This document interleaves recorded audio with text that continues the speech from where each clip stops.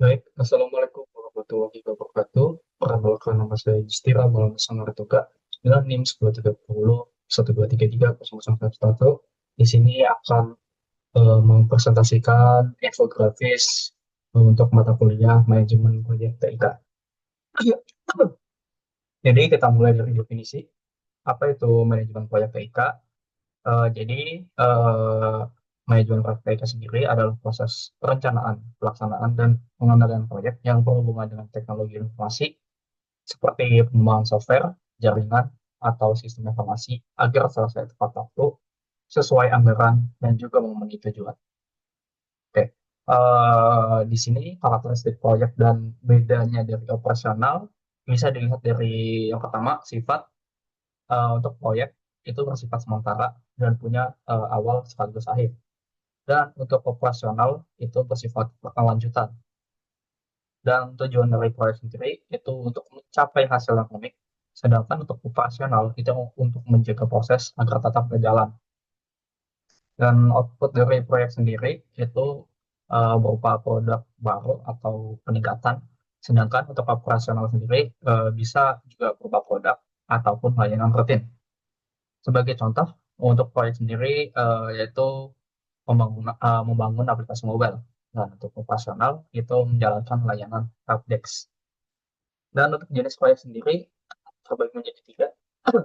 Ada yang fungsional, eh, yang biasa kita sebut proyek juga dengan departemen yang ada.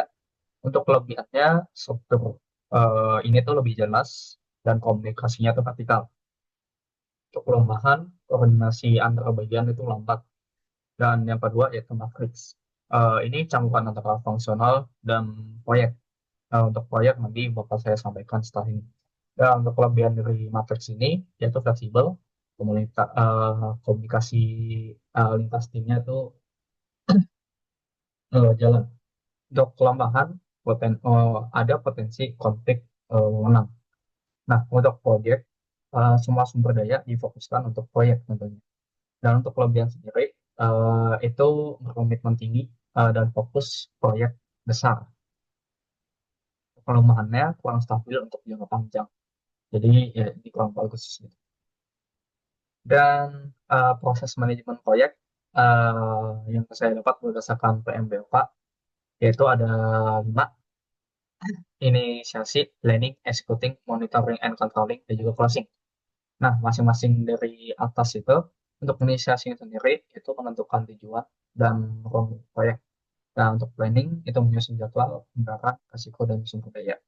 Untuk executing sendiri, melaksanakan rencana proyek, dan monitoring controlling itu memantau kemajuan, mengatasi masalah dan juga mengatasi masalah.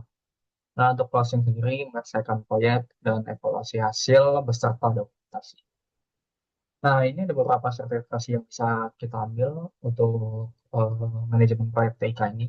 Yang pertama ada PMP, proyek manajemen profesional. Ini yang biasa orang cari ya untuk menjadi seorang manajemen proyek yang profesional. Ada juga KAPM atau Certificate Associate in Project Management. Terus ada Prince 2 atau Project in Controlled Environments. Dan juga ada Scrum Master atau Agile PM. Lalu ada ITIL atau Information Technology Infrastructure Library. Nah, ini ada tools-tools yang biasa dipakai dalam manajemen proyek. Nggak semua, cuma kebanyakan yang dipakai adalah ini. Saya membedakan berdasarkan kategori dan contoh toolsnya. Yang pertama ada perencanaan dan penjadwalan, itu ada Microsoft Project dan juga Genpro. Untuk kolaborasi tim ada Trello, Asana, dan juga ClickUp. Untuk manajemen agile atau Scrum itu bisa pakai Jira ataupun Monday.com. Untuk dokumentasi beserta komunikasi itu bisa pakai Notion, Slack, atau Google Workspace. Nah, untuk monitoring dan reporting itu yang saya tahu bisa pakai Power BI atau Tableau. Nah, mungkin penjelasan singkat dari saya. Jika ada salah mohon dimaafkan. Assalamualaikum warahmatullahi wabarakatuh. Saya undur diri. Terima kasih.